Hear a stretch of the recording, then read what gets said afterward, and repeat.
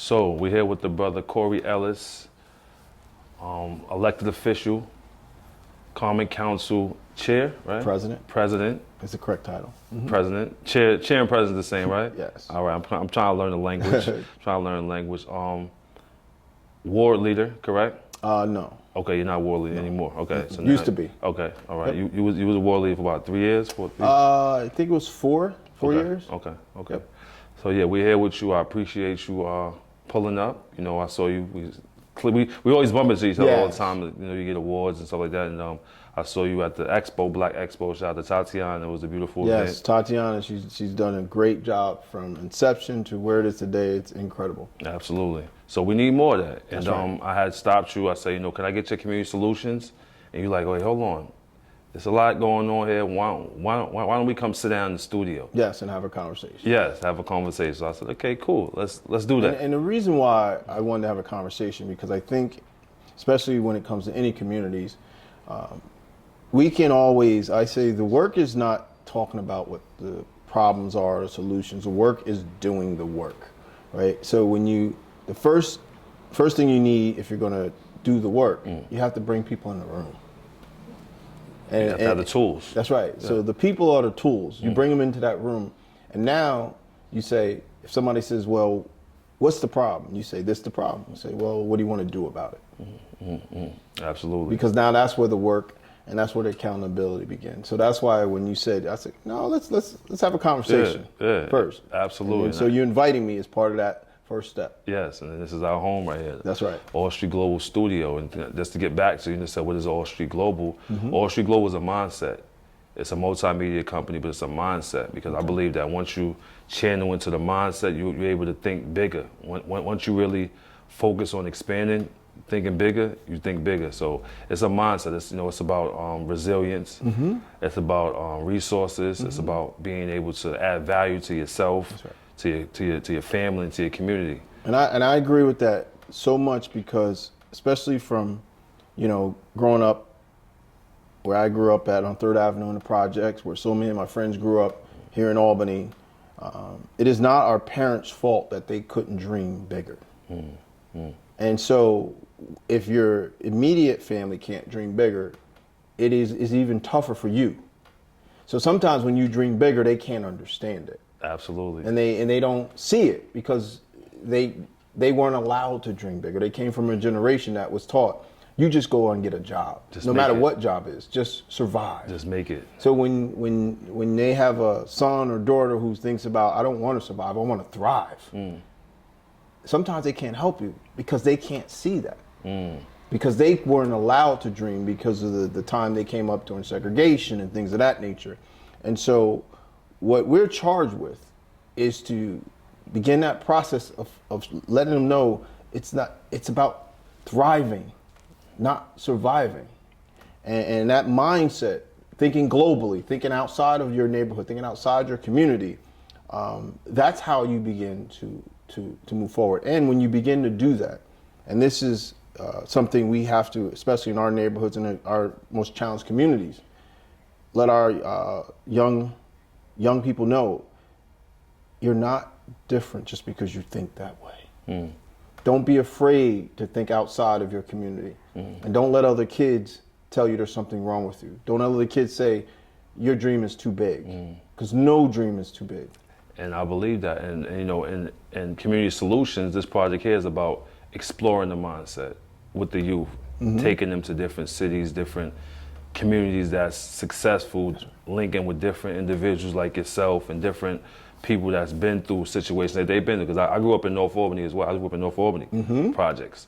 When I came from New York City, I came straight to North Albany in the project. So I know what that mindset is like, and I'm friends with a lot of your family too. Yeah. So when I put it up, they say, "Oh, that's my cousin. That's my cousin." So what was it like growing up in that environment, like in the project environment? I was a lot different. So I always wondered. I read a lot. I think that is one part of my success. I read a lot.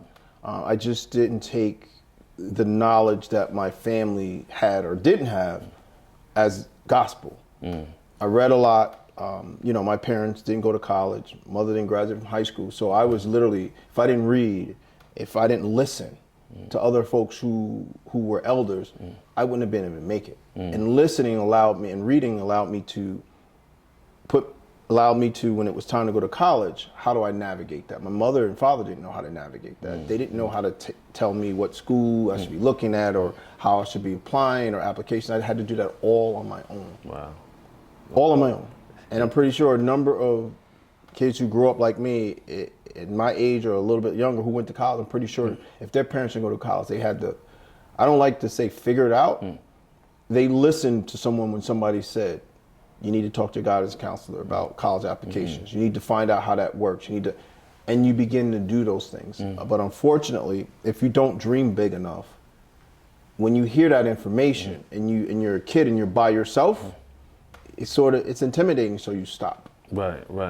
And especially if that's your environment, right? Yes. It's like, your environment shapes you or you shape your environment.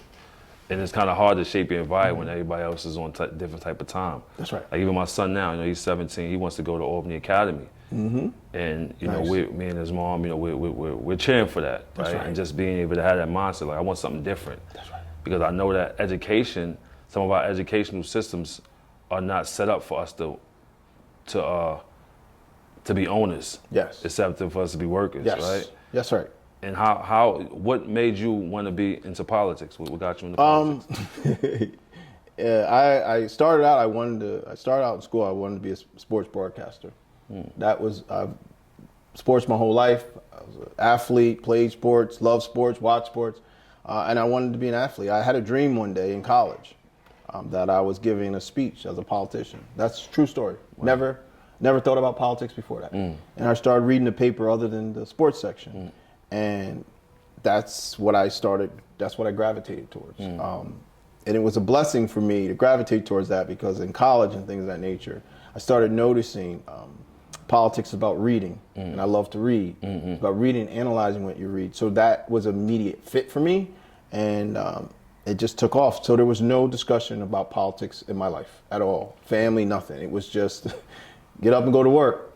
And I always, I was in this play, Fences, and that was me and my father's story. So Fences, that's one with Denzel Washington? Okay. I did it with a community play group, the Black Theater Troupe. And when I read the play, I hadn't heard about it until I was in the play, and the character happened to be named Corey, and that was me and my father's life. When I told my dad I was going to college, he said, you don't need to go to college, you need to get out there and get a job. Now, I didn't look at that as he was down on me, but he didn't know anything else. He only knew to work. You go out and get a job, what are we going to college for? The sport's not going to take you anywhere. And so that play and other things in my life led me to realize that, and my mentor at the time as well, led me to realize we need to have these institutions that talk about, that show success, where Black and brown people can gather to mingle and talk about success, but also send the message through our communities about the economic successes that we can benefit from. And my mentor came up with the idea of Black Chamber of Commerce.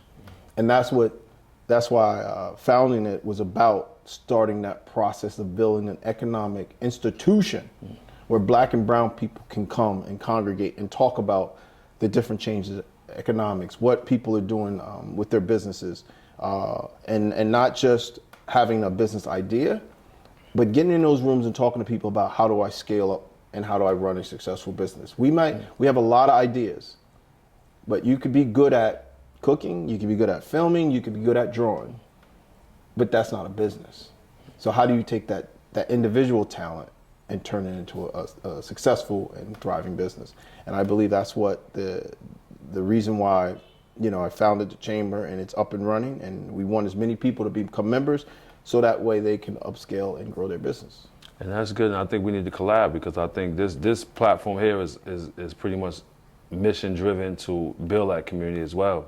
To create, to dream, to have faith, to grow, and to pretty much to uplift each other. Yes. Right. And I believe, they say, it takes a village to raise a child, right? Yes, it does. We can't do it individually. So what's the hurdles that you face right now as far as the the chamber? Well, it goes back to in a community that's not used to taking risk and taking chances. Too many times, and it's because a lot of our kids and our grandparents, they weren't taught to take risk. They weren't taught to invest in something that you can't see today. That's where the faith comes in at, right? And so the challenge is always you're investing in this today because you're building for the future.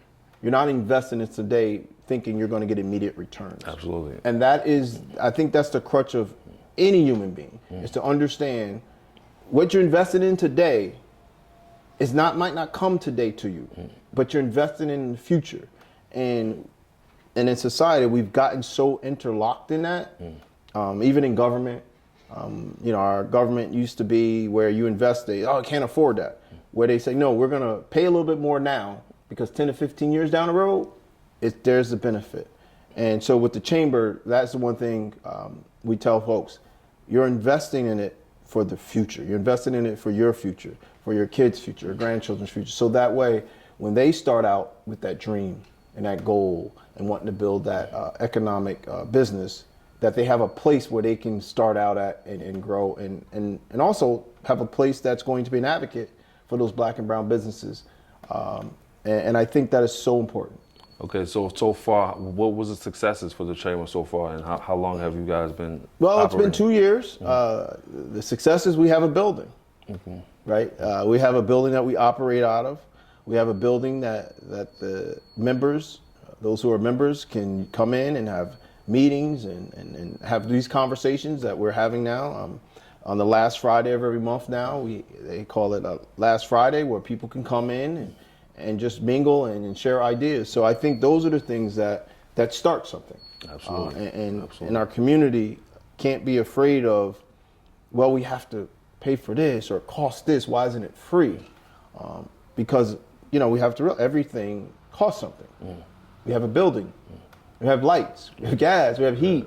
And so Expenses, yeah. Expenses, yes. And, no one argues, what expenses the church has, but when it comes to economics and putting cash, not just for the chamber, but anything, well, why am I? Because it has to run. Absolutely. You have a staff, you have to pay staff, so that's what sometimes it's we have to get away from that mindset. Absolutely. If I'm paying $10 or $15 to get in, look at the big picture. Look at who you're possibly going to be talking to, because look how you possibly going to be meeting, because that $15 or $10 or whatever that price is you're paying today, it could lead you somewhere bigger down the future. Okay. And is the chamber operated by African Americans or Yes. Black people? Yes. And is it owned by Black people? It is. We have a board. Deshauna Wiggins is our executive director. Okay.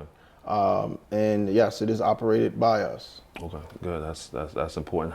That's very important, just to see us behind something that's for us, right? Well, yeah, I mean, like BET.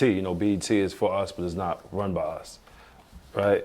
Well, not now. It's run by a corporation. right. But it was started by an African American. It was. And I think that's what we have to take out of it. Sometimes we forget. Regardless that he sold it, doesn't matter. He became a billionaire doing it, and he's an African American man.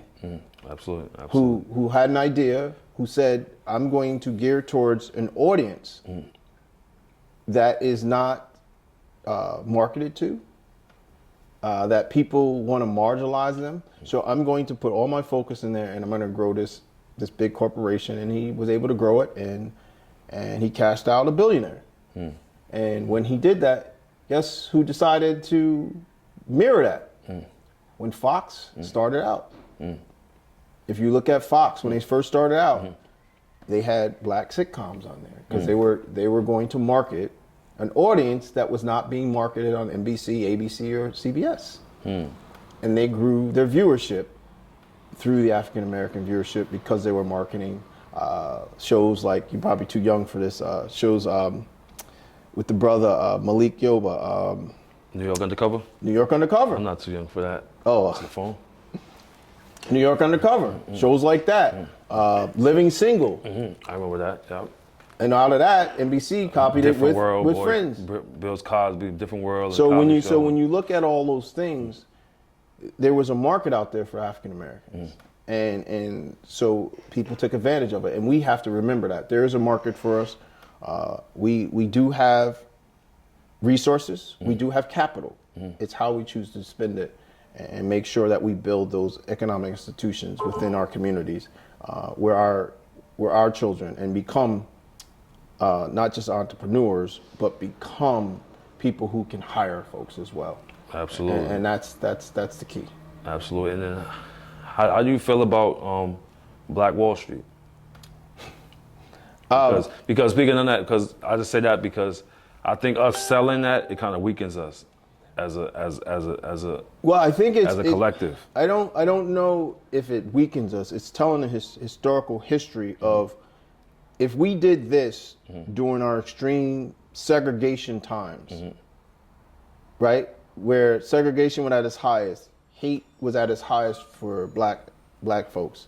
If we can do that at that time, what's stopping us from replicating that today when we don't have that same problem and that same issue that they had? Mindset. So, when we started the chamber, 2000 and, oh my goodness, probably 2009, when we would pitch the idea to people, we bring people in the room, talk about the Black Chamber of Commerce. Guess what we talked about? What's that? Black Wall Street. So it's funny, 16, 17 years later, now it's becoming a topic we were talking about in 2009. And people looked at us like we were crazy. We're like, have you ever heard of it? He's like, no. It's funny you said, because I just found out about Black Wall Street in probably 2017, 18. Yep, that's when most, but we were talking about it when we started the chamber. Wow. And most people did not know. That's called reading. Right. I'm trying to understand an economic institution and bring that, so I had to do my research. And I think that if And we so had more... And when you show that, what they did during those times of segregation, of not, government not giving them anything, right? Because that's what the message is. Look what they did with their talent, the ones who had means, how they put it together. So we're going to create this economic institution that's going to feed our community and grow our community. And what do you think is stopping us from doing that now? Oh, I mean, the internet, access to information. And the reason why I say that, I mean, that's not the only reason. I think that's one of the reasons, because people feel like you can make it on your own now. Because, information highway, where you can, you can become an what they call it, showing my age here, what they call influencer. That's one person, right? So people like, I can become an influencer. Like, it's not looking at the collective. It's not looking at, okay, for me to make it, I need others. And others need me for them to make it. Absolutely. And so I think that is the biggest detriment, not just for African Americans, but for the country, is realizing that you do need other people to make it. You're just not going to do this by yourself. I agree. And you ran for mayor at one time, right? Yes, I did. Twice. And what? I did, and I had a lot of pushback when I first, that mindset of, well, who do you think you are? Why are you running? And I ran because I saw a city that needed to move in a different direction. I saw a city that I was born and raised in that was not fulfilling its potential. Too much was about politics and not the growth of the city. A lot of times politics can stop economic development. A lot of times politics can stop those neighborhoods from growing the way they should be. And so sometimes when you lead, you have to just lead saying, this is what we need to do to move forward. And we have to be mindful of it. And I'm not saying politics is the only way, but from my teachings in political science, I saw it as the fastest way you could help thousands of people. Because if you change a law, you can help thousands of people. And millions at times as well. How does that process go? Like, does it start like, because I'm not too familiar with politics. Okay. I'm kind of, I'm kind of like part of the other side, because I know it's two sides. It's, you got the street side, and you got the political side, right? Yes. So even during the pandemic, I started this community solution because I wanted to help the people. So I started traveling to different communities, and I said, right, because I was doing something that fulfills the soul. So I said, all right, in order to fulfill the soul, you have to do things to help people. moving forward. So I did that during the pandemic. Everybody was, no, but my job, I'm gonna do this, I'm gonna do this. But I made a couple of moves when I was younger that had me pretty much a business owner, you know, a property owner, stuff like that. So I pulled money out of some resources that I invested earlier. And I traveled, you know, and I met, you know, I got hired by University of Chicago, and we worked on the projects together as far as, you know, filming the AR. ARPA money? Yeah, ARPA money. And they pretty much had a office in the White House now, the Office of Violence Prevention. Okay. They're in the White House now, but now I know it's maybe getting affected because of what's going on now as far as the office, right? So I want to know how does politics affect the normal person that don't know about politics like myself? Right? Well, politics plays a role in your everyday life. Everything. Every tax you pay is a law that passed that tax to be paid. Every regulation, there's a law that was passed to regulate that. So it affects your everyday life.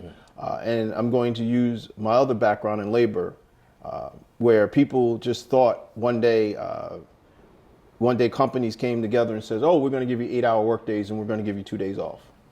That did not happen because an employer or a corporation decided that.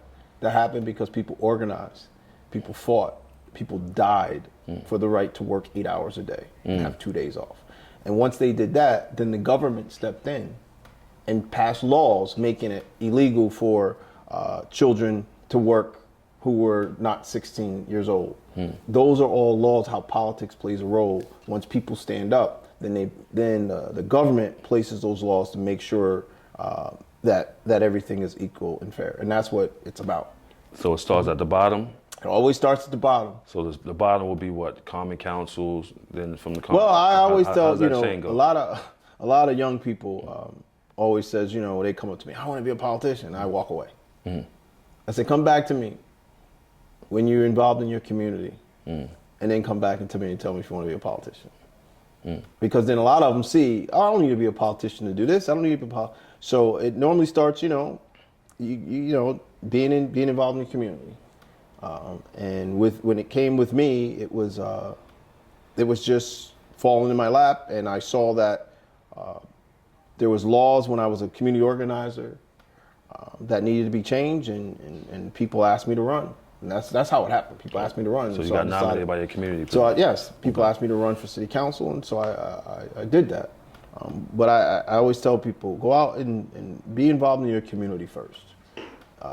Don't look to be an elected official first. Get involved, get engaged, because if you get involved and engaged in the community, it might not take you towards politics. It might take you to another direction that could be even more beneficial. Because we all don't need to be politicians. Right. We need community builders. All right, so say I wanted to change a law, right? That's in my community right now. Yes.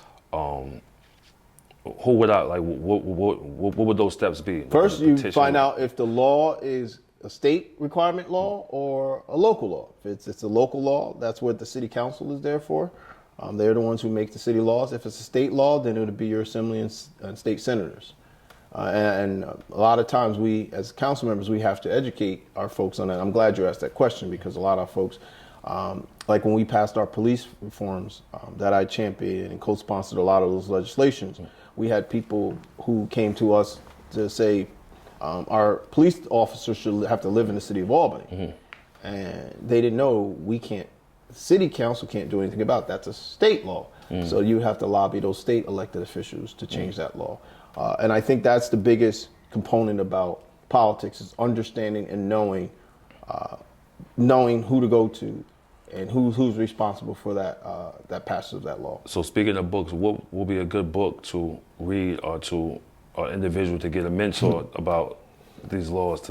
Well, I mean, it starts in school. It starts in social studies, brother. They teach you about the division of power. They teach you about the legislative, executive, and judicial branches of government. That's it. That's 101. Okay. I'm an advocate for bringing back civics back into our education, because that's where it starts. Okay, so as far as the guys that maybe didn't listen in school or maybe skipped school, those days they was teaching that. Yeah, you heard that song by Annie. It's Hard Knock Life. Yeah. That's what happens when you don't listen in school. Right. Now you have to do all the education and learning on your own.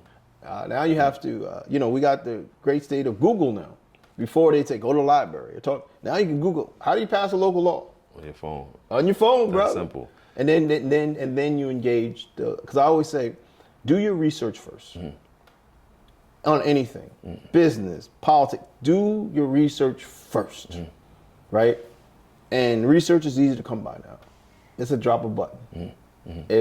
Let's say if there's a law you want to pass, Google it, and they'll tell you, oh, that's a city law or a local state law. Okay, if it's city law, now I need to go find who my city representative. Google that. Boop, boop, boop, boop. You can go on the city website, have all elected officials, like, oh, da-da.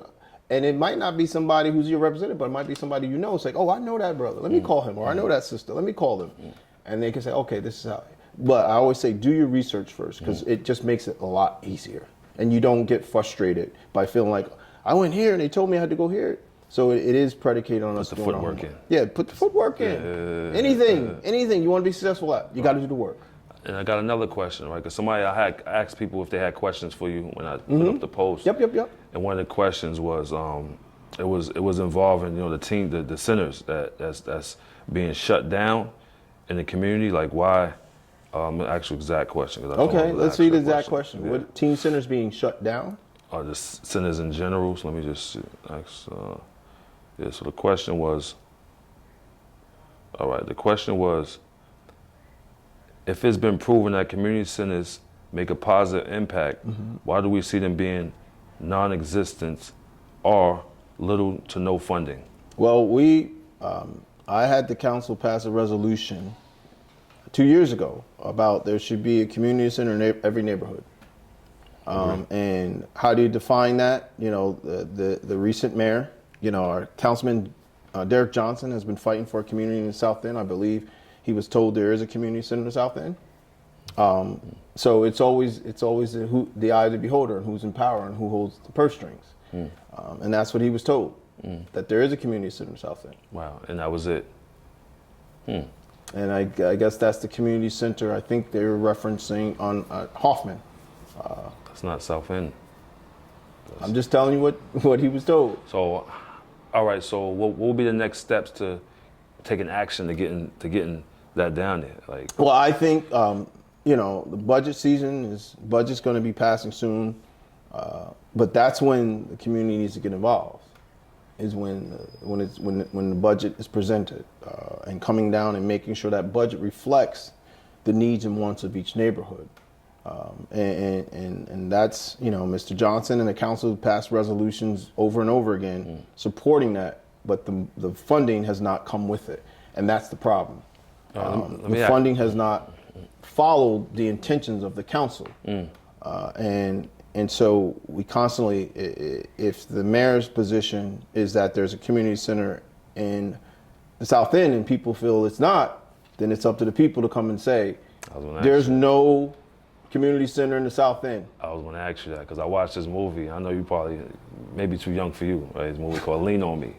Remember Lean On Me? I'm older than you, by the way. Joe Clark, all right. Yeah. You look younger than me. That's good though. Black don't crack, huh? Yes. Listen, so Lean On Me, the movie Lean On Me, right? Joe Clark, a petition. Remember they locked him up? And you seen a bunch of people at the end of it petitioning outside, free Mr. Clark, free Mr. Clark. So do you think things will get changed if we show up to these, the city halls and the That's a start, like that, right? That's a start. I mean, this is not, the South End Community Center conversation has not been stopped, unfortunately, real talk. When Mr. Johnson came on the council, he did talk about community centers being in our neighborhood because he felt in his heart and mind that would be helpful. And unfortunately, it led to, not unfortunate, let me take that back. It's not unfortunate, it led to community centers being built in West Hill because of his advocacy for community centers. The city then put more money into the teen center, where we call Hoffman Park, but still the South End has not gotten a community center. And you can tell when you ride down there. And it's because you're at, that legislator who lives in the South End is holding people accountable. And sometimes in politics, if you hold the executive accountable and they don't like it, and you push people, they go the other way and say, we're doing this. But the South End is definitely in need of a community center. That's where I was born and raised. We used to have the teen center. We used to have all these centers in the South End, and they're going away. And so we do need a new state-of-the-art community center in the South End. We do need that. And it needs to be part of a larger economic development plan, not just a community center. Right, because I see they just put, what, 10 million over here at the Clinton Avenue and Broadway Street, right, on a walkway or something like that? Or, Yep. So all this money is going towards this side, but not that side, So right? if you go down South Pearl Street and you look at those neighborhoods, and we need our folks to advocate for that. Because a woman, last council meeting came and advocated for a bathhouse, which was closed down. I remember the bathhouse, we used to go there. It's closed, and she advocated for that being fixed, that being restored. And Mr. Johnson has said that, he has no problem with that, but why wouldn't we do a community center with the pool in it? And, he said, and that's what he's been fighting for. So if we want things to change, like I said, we have to do the work. We have to really do the work. And that work is looking at, if you're going to have a community in South End, how does that go into an economic plan around housing and stores and things of that nature? And I think we can do it. There's been many people who we've reached out to and sat down with who's ready, but we need more help. Okay. All right, so and then who would you refer us to maybe speak to next and bring to this platform right here? I think if we're talking about community center South End, Councilman Derek Johnson. Okay. He's been a staunch advocate of that. I know he's been out there speaking to certain people to make it happen, but I think sometimes our community needs to not just say we need it, but they need to be present and working with that elected official, working with community people to make it happen. And that's how it happens. It just doesn't happen. First step is you voicing support for it, openly voicing support for it, and working with that representative to make it happen. Boots on the ground. That's what it is. Boots on the ground. And being steadfast, unmovable, not easily swayed away. You gotta stick with it. That's perseverance. That's why I'm still here. I lost me there twice, and I'm still here. You going back for it? Perseverance. You going back for it? Stay tuned. Yes, sir. So when's the next election coming up? Well, we just got through the presidential election, so the next election is 2025, June 2025. That would be for the local offices of city treasurer, city auditor, the mayor, and all common council members' seats are up in 2025. Okay. All right, and the other questions was what should we see from the Black Chamber, or what is should we be looking for you as far as the Black Chamber of Commerce, as far as your help? What kind of help do you need? Well, I'm on the board. Need? Okay. I'm on the board. Deshauna Wiggins runs the chamber. We hired her as executive director. And so what we'd like with the chamber is people to go online, see what we have there, really get engaged and understand how the growth of the chamber is part of that economic voice. It's part of that economic advocacy work that so many small businesses, especially Black and brown small businesses, can't do for themselves. Institutions are what drives the engine is institutions. And so that's why we created that, was to have an economic institution that is going to be an advocate for Black and brown owned businesses. Okay, so when you say advocate, meaning that if I go into a business individually, they may look at me like you don't have enough people with you, and you guys are coming as a force and pretty much push that. It's on a larger scale, right? When I say larger scale, the advocacy is about when our local electeds or statewide or federal electeds make economic decisions. If you have a chamber, they're part of that conversation. So sometimes we look at it as we don't understand, like these conversations are going, things are moving so quickly, but you need an advocate at that table. So then when it happens, you're like, whoa, how did that money come through this way? How did that money get towards NWBE? Because you have an economic institution that's advocating for it. So now, because they understand, me being on the board and dealing with a lot of businesses, small business owners, I understand what those business owners are looking for. And so when you're in those rooms to advocate for them, I don't need to come to you and say, what do you want? Because I already know. You already know. Okay. So last question, all right? So us starting off as, multimedia company, television production, multimedia, and a nonprofit with the community solutions, how can you assist us with maybe getting more funding or getting funding? Because a lot of it's coming from our own individual pockets. Well, a lot of it is your business has to be set up to get funded. I don't know how your business is set up. I don't know how you register. All that is part of understanding, and that's part of the educational process, is understanding, okay, how do I get access to revenue? And that means, okay, are you a non-for-profit? Are you a for-profit? And things of that nature. And then you go through that process of, if you're for-profit, most funding comes through loans. What is your credit score like? This is just simple stuff I'm talking about, right? If it's a non-for-profit, then you look at, okay, what grants are out there? And you just don't get a grant. Everything you do, and you know this is busy, if you want to make money, you have to spend money. Know that. So if you're looking for a grant, you got to hire a grant writer, because you don't know how to do it, to research and find a grant specifically that's going to want to fund your idea. Every idea is not going to be funded. Okay. Every idea is not going to be funded. Might be a good idea, but unless someone with money say, you know what, this is what I want to invest in, it might not get funding. And that's all part of the education, sitting down and talking with people and figuring out. And I will tell anybody, if you have a talent and skill, we want to nourish that.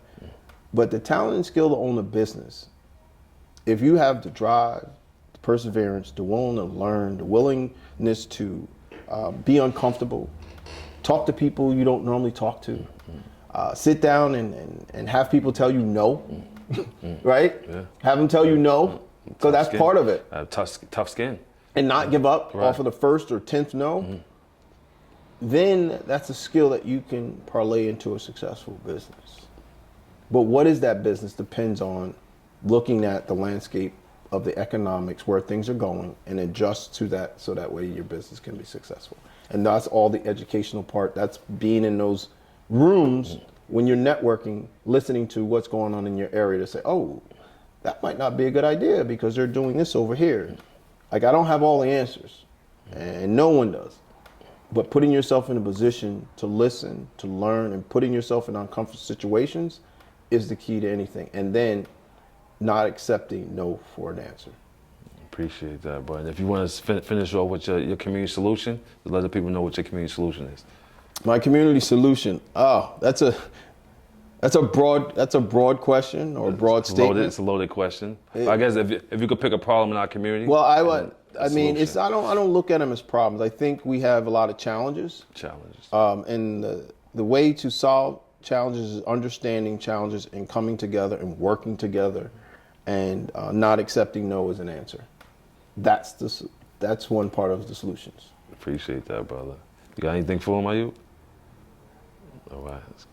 Appreciate Thank you, brother. Yes, sir. Thank you, man. I look forward to working with you, man. Absolutely. Yes, sir. Collaboration on some things. That's what it is. Yes, Working sir. together. Yeah, absolutely.